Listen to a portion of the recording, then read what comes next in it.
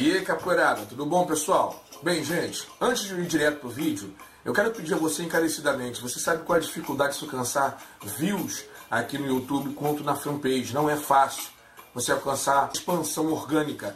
Então eu quero pedir a você, antes de a gente ir direto pro vídeo, me dá uma ajuda. Se inscreva no nosso canal, ativa o sininho para você ser notificado toda vez que eu lançar algum conteúdo aqui. Tá bom? Se inscreva no canal, curta o nosso vídeo e compartilhe com os seus amigos nas redes sociais. Ajuda o negão aqui. Valeu? E aí, capoeirada? Sem mais delongas, bora pro vídeo. Olá, capoeirada. E a todos vocês, sejam bem-vindos à última temática desse vídeo. Sou cristão e vivo em conflito com o paganismo dentro da capoeira. O que fazer? Se você chegou até esse quarto e último vídeo, é porque você acompanhou o vídeo 1, o 2 e o 3 e está aqui. A minha intenção é poder ajudar, se porventura alguém como eu no passado já vivi conflitos em relação a isso. Se você também vive conflitos ou viveu, conhece alguém que vive conflitos com as manifestações pagãs dentro da capoeira, dá uma olhadinha nos outros vídeos, vou deixar o card aqui, ó, no primeiro vídeo aqui, ó, tá? E você vai lá e acompanha, desde o primeiro até este último, para você compreender toda a gama de assunto, panteão de assunto que foi tratado aqui nesse vídeo, aqui nessa temática, tá bom? Eu prometi no vídeo 3 que eu traria hoje 2 versículos matadores para te deixar bem resolvido.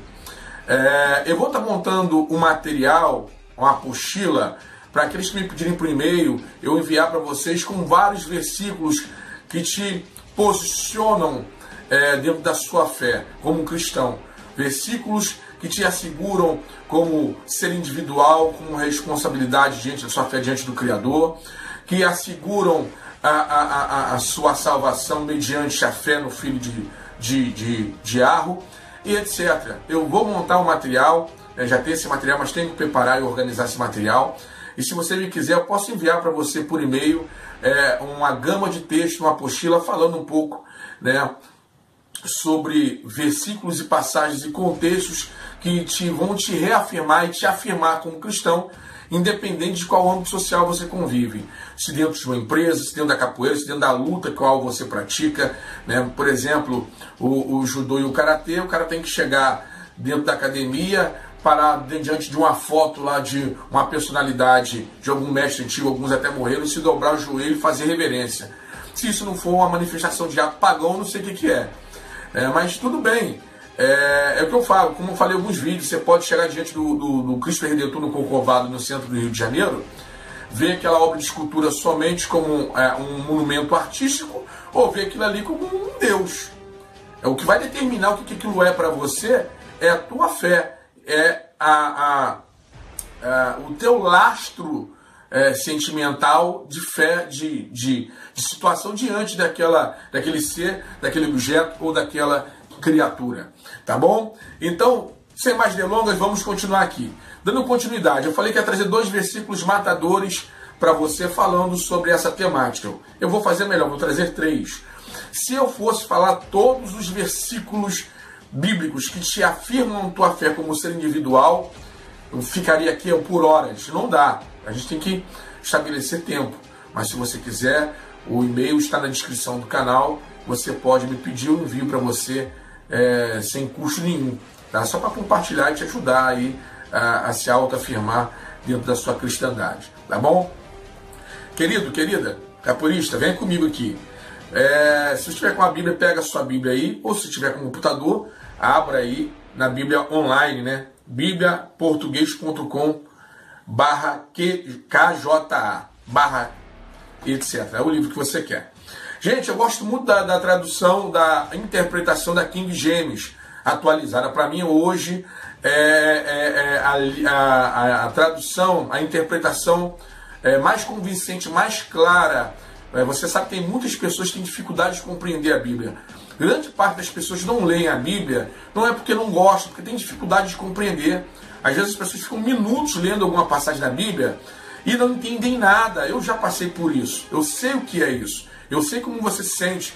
Então, se você tem dificuldade de compreender aquilo que você lê na Bíblia, primeiro, não leia textos isolados. Eu estou te dando textos isolados aqui para você ter uma compreensão. Por exemplo, vou te dar agora Jeremias, capítulo 31, versículo 29 e versículo 30.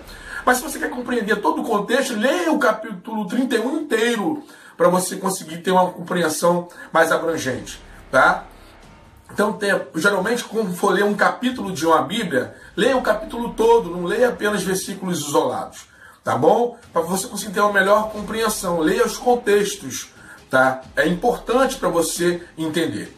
Então, vamos lá. Jeremias, capítulo 31, versículo 29 e versículo 30. Assim, naquela época, não mais se dirá: os pais comeram uvas verdes e os dentes dos filhos se embotaram. Ao contrário, cada um morrerá por causa do seu próprio erro e pecado. Os dentes dos filhos não mais se embotarão por conta do pecado de seus pais. Bem, último versículo: os dentes de todo aquele que comer uvas verdes se embotarão. É a mesma coisa em outra tradução ou interpretação. Enfim, o que o profeta Jeremias está dizendo aqui? Que praticamente ele estava quebrando aqui a maldição hereditária, tá? Eu acredito que a maldição hereditária ainda existe. Se você não sabe o que é maldição hereditária, pesquisa aí maldição hereditária, que você vai dar um Google, dar um YouTube aí, que você vai, algum vídeo falando sobre isso. Eu acredito que a maldição hereditária, ela é veraz e ela é de fato enquanto o filho ainda tem os seus pais como autoridade espiritual. No protestantismo, não se batiza bebês, porque o bebê não pode escolher se quer aquilo. No protestantismo, você vai se batizar no protestantismo lá com os seus 12, 13 para cima, que você já sabe discernir entre o bem e o mal, escolher o certo e o errado, aquilo que você quer. Aí sim você vai batizar. Às vezes a criança nasce num lar protestante, num lar evangélico, ele vai ser apresentado ao Criador quando nasce, numa liturgia dentro do templo, mas ele só vai ser batizado quando ele já for grande e souber escolher entre o certo e o errado, determinar se é realmente aquilo que ele quer. Então eu acredito que a maldição hereditária, ela só é lastreada, ela só funciona sobre uma pessoa enquanto ela não tem capacidade de escolher o que ela quer.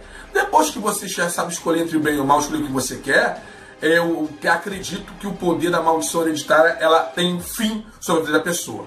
Porque às vezes você nasceu num lar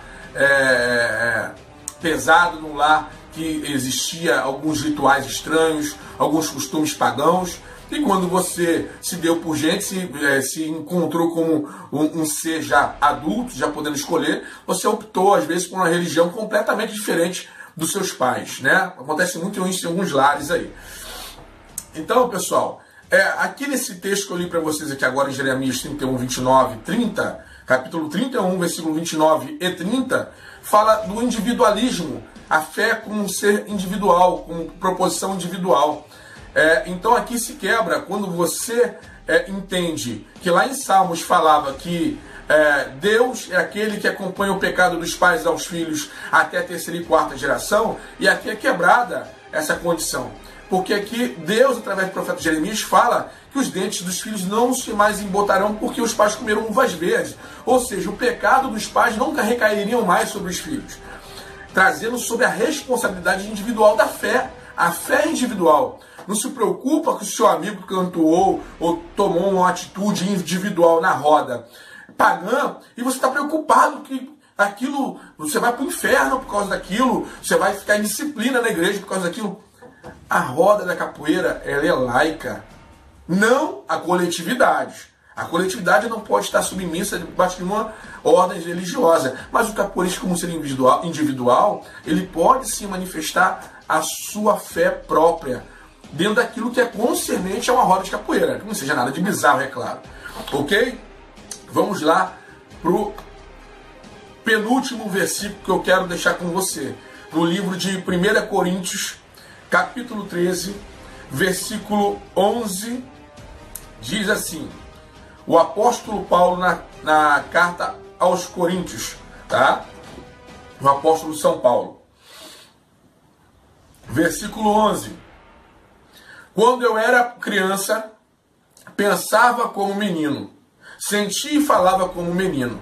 Quando cheguei à idade adulta, deixei para trás as atitudes próprias das crianças. O apóstolo Paulo está falando aqui usando uma figura de linguagem para descrever a maturidade espiritual de um cristão. É isso que o apóstolo Paulo está dizendo. Até onde você, como capoeirista e como cristão, é maduro? Você é aquele cristão que você tem medo quando passa no encruzilhado e vê ali a vela preta acesa, um frango ali, uma farofa, e você já se arrepia todo? Você é aquele cristão e capoeirista que fica embaraçado quando alguém entoa uma ladainha louvando ou referenciando a entidade espiritual? Você é daquele cristão capoeirista que tem medo de olho gordo, tem medo de passar debaixo da escada, tem medo do gato preto cruzar na sua frente, tem medo de passar numa encruzilhada meia-noite, tem medo de andar no escuro? Meu amigo, se você tem um desses problemas como cristão e capoeirista, você precisa se resolver. É o que o apóstolo Paulo está falando aqui. Quando ele era pagão, quando ele era descrente, ele tinha atitudes pagãs. Ele tinha comportamentos que coincidiam com a fé ou a situação que ele vivia sendo pagão. Depois que ele se converteu, para quem não sabe, o apóstolo Paulo ele era um centurião, criado aos pés de Gamaliel, que era um doutor da lei. Paulo era um fariseu. Antes de ser chamado Paulo, o nome dele era Saulo de Tarso. Tá? Até que no caminho de Damasco ele teve um encontro com Yahushua, caiu do cavalo, literalmente, ele estava seguindo para o caminho de Damasco em cima de um cavalo. O Yahushua, filho de Deus, se apareceu para ele, e ele ficou cego e caiu do cavalo. Ele teve um encontro com o Eterno ali. A partir daquele momento, um pouquinho mais à frente, o nome dele foi mudado de Saulo para Paulo. E ele era um perseguidor dos cristãos na época. Ele matava ao fio da espada todos aqueles que professavam a fé em Cristo. E após esse fato, ele se converte ao cristianismo e se tornou, na história do cristianismo, o maior pregador, o maior evangelista e o maior divulgador da fé cristã no mundo. Então ele fala aqui, ele usando essa figura de linguagem, quando ele era criança, pensava como criança, sentia e falava como menino. Quando chegou à idade adulta, deixou das coisas de menino. Ele está dizendo, em relação à fé, usou a figura de linguagem para ficar fácil a compreensão dos gentios que eram os pagãos da época, que estavam lhe ouvindo. Então, se você se converteu ao cristianismo, mas ainda é submisso a uma mentalidade pagã, de gentil, a qual você tinha antes de você conhecer o Eterno, você precisa rever os seus conceitos. Você precisa ler mais a Bíblia, estudar mais a Bíblia, ir mais na escola dominical, se você é um igrejado, né? Eu sou um desigrejado, mas se você é igrejado, eu aprendi muita coisa na escola bíblica dominical. Aprendi muita coisa estudando a Bíblia. Não só na escola bíblica dominical, mas trouxe o hábito da leitura da Bíblia para a minha vida pessoal, né?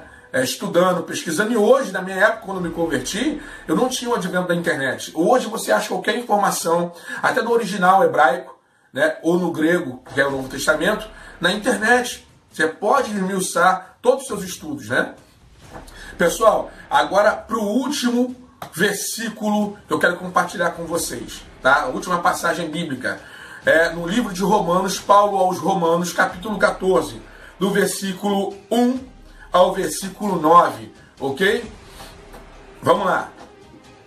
O apóstolo Paulo escreve assim: aceitai o fraco na fé, sem a preocupação de debater assuntos controvertidos.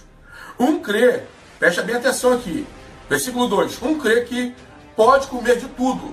Lembra? Isso é uma figura de linguagem, tá? Um crê que pode comer de tudo. O outro, cuja fé é fraca, come somente alimentos vegetais. Aquele que come de tudo não deve menosprezar o que não come. E quem não come de tudo não deve condenar quem come, pois Deus o aceitou. Quem és tu que julgas o servo alheio? É para o seu Senhor que ele está em pé ou cai. Ele permanecerá em pé, porquanto Iarro é capaz de sustentar. Além de ser uma figura de linguagem, tem uma coisa interessante que quero compartilhar com você, que nessa situação, lembra-se, os romanos eram um povo gentil, eram pagãos. O apóstolo Paulo levou o cristianismo para aqueles povos.